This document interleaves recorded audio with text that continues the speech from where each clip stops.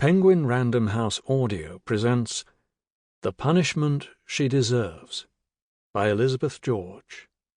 Read for you by Simon Vance. For Tom, Ira, and Frank, with thanks and love.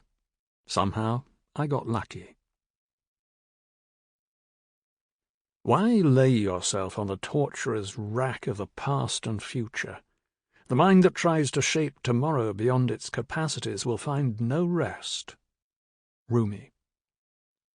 The moment's depth is greater than that of the future, and from the fields of the past, what can you harvest again? Rabia of Basra. Part 1. 15th December. Baker Close, Ludlow, Shropshire. The snow began falling on Ludlow town in the evening, while most people were doing their post-dinner washing up as a prelude to settling down in front of the television. If the truth be told, there wasn't much else to do in the town after dark, beyond tuning in to one programme or another, or heading out to a pub. And since Ludlow had, over the years, become more and more the choice of pensioners seeking tranquillity and early bedtimes amidst the medieval buildings and cobbled byways, very few complaints concerning the dearth of evening entertainment ever occurred. Like so many others in Ludlow, Gaz Ruddock, too, was doing the washing up when he first noticed the snow. He stood at a sink whose window looked out at the darkness. Mostly he could see his reflection, and the reflection of the old man who wielded the tea-towel next to him. But a light in the narrow back garden illuminated the flakes as they began to come down. Within minutes, what had seemed to be only a gentle dusting altered to a real curtain of the stuff, waving in a developing breeze that made it look for a moment like lace window coverings. "Don't like that, do I? I keep saying, fat lot of good it's doing me, though." Gaz glanced over at his companion of the tea-towel. He didn't think the old bloke was talking about the snow, and he saw that he was correct, since Robert Simmons wasn't looking at the window, but rather at the washing-up wand that Gaz was using on one of their plates. "Insanitary, that," old Rob said. "I keep saying, and you don't change over like I want." Gaz smiled, not at old Rob. He always thought of his housemate with that adjective preceding his name, as if there were also a young Rob in the house with them, but rather at his own reflection.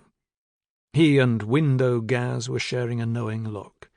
Rob nightly complained about the wand, and Gaz nightly reminded him that it was far more sanitary than filling a basin with soapy water in order to swirl glasses, crockery, cutlery, pots and pans round it, as if the water miraculously redeemed itself after every dunk of something into it. "Only thing better than this," Gaz would say, with a shake of the washing-up wand, "is a dishwasher.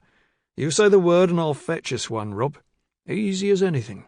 I'll even install it."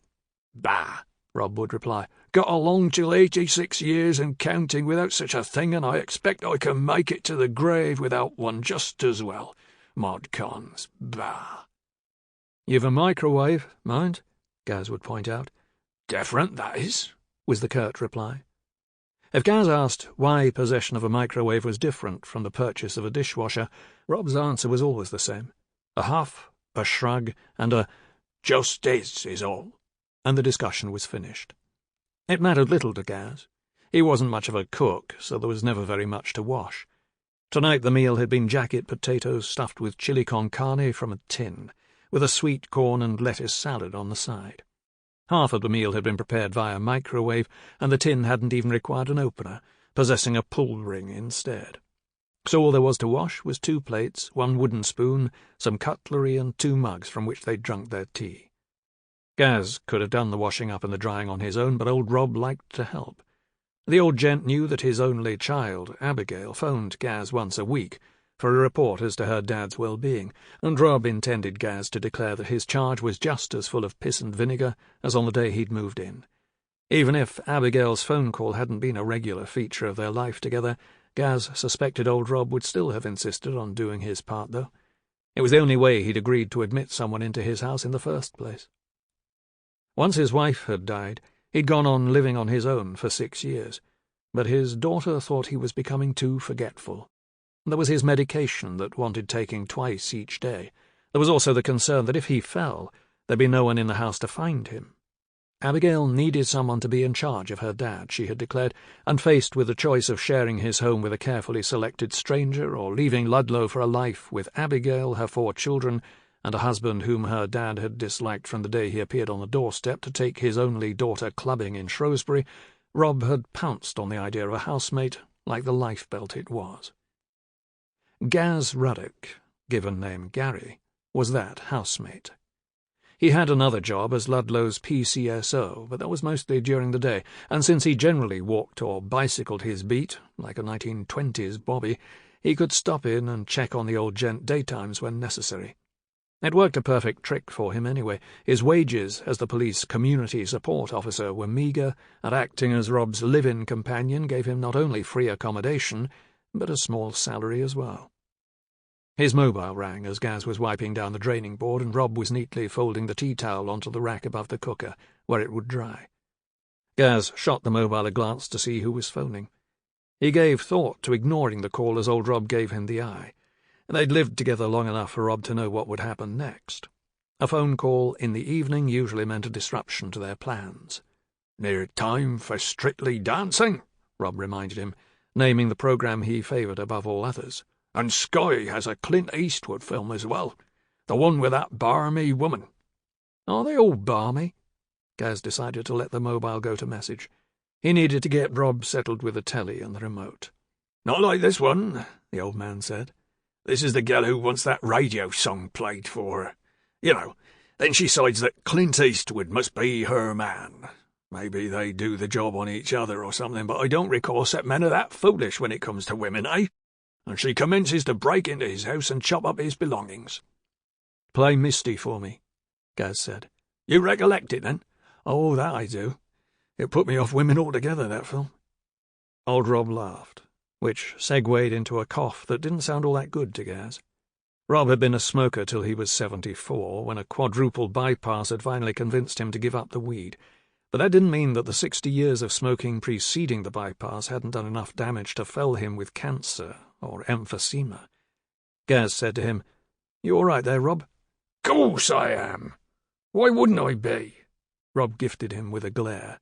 "No reason, of course," Gaz told him. "Let's get you settled with the telly, then. Need the loo first." "What are you on about? I know when I have to piss, boy." "Not suggesting you don't." "Well, when I need someone to shake off my—" "Point taken." Gaz followed the old gent to the sitting room at the front of the house. He didn't much like the tilt to Rob's gait or the hand he put on the wall to steady himself. He needed to use a walking stick, he did, but the bloke was a stubborn bastard. If he didn't want a walking stick, he was going to be Gibraltar when it came to anyone's recommendation that he use one. Once in the sitting room, old Rob lowered himself into his armchair. Gaz lit the electric fire and closed the window curtains. He excavated for the telly remote, and he found the right channel for Strictly Come Dancing. 5 minutes before the programme would begin, he saw. Enough time for him to make the Ovaltine. He found Rob's nighttime mug in its place in the cupboard, decorated with a transfer picture of his grandkids gathered round Father Christmas.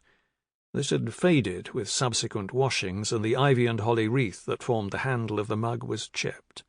But Rob wouldn't hear of having his Ovaltine from anything other than this particular mug. He made a big thing out of muttering complaints about the grandkids, but Gaz had learned soon enough that old Rob properly adored them. Ovaltine in hand, Gaz returned to the sitting room. His mobile began to ring again. Again he ignored it in favour of getting old Rob settled. Strictly Come Dancing had just begun, and its opening moments were the special ones. Rob loved to gaze upon the ladies. Those who were contestants and those who were the professional dancers meant to teach the bloke contestants, the cha-cha, the foxtrot, the Vienna thingy, and whatever else.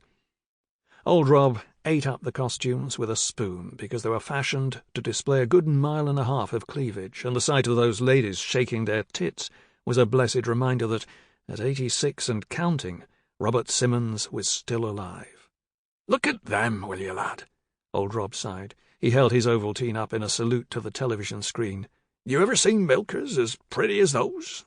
If I was even 10 years younger, I'd show those ladies how milkers like that are meant to be used, and wouldn't I just?" Gas. Sample complete. Ready to continue?